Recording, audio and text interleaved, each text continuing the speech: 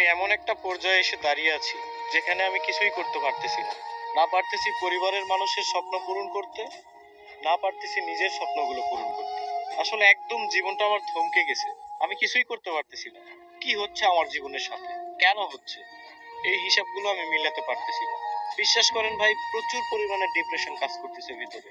আমি অনেক ডিপ্রেশনের মধ্যে আছি। আমার জীবনের সাথে কেন এগুলো হচ্ছে আমি নিজেও জানি না। তবে একটা জিনিস কি, কোনো কিছুর হিসাব আমি মিলাতে পারতেছি না। একটা সময় ডিপ্রেশন কি জিনিস জানতাম না, এখন জানতেছি। তবে একটা কথা মাথায় রাখবেন, ডিপ্রেশন বিভিন্ন ধরনের হয়। শুধুমাত্র প্রেম বিচ্ছেদের কারণেই যে মানুষ ডিপ্রেশনে ভোগে, বিষয়টা এমন না। সবচেয়ে ভয়ানক ডিপ্রেশন হচ্ছে ফ্যামিলি প্রবলেম। হ্যাঁ, এগুলো আপনারা বুঝবেন না।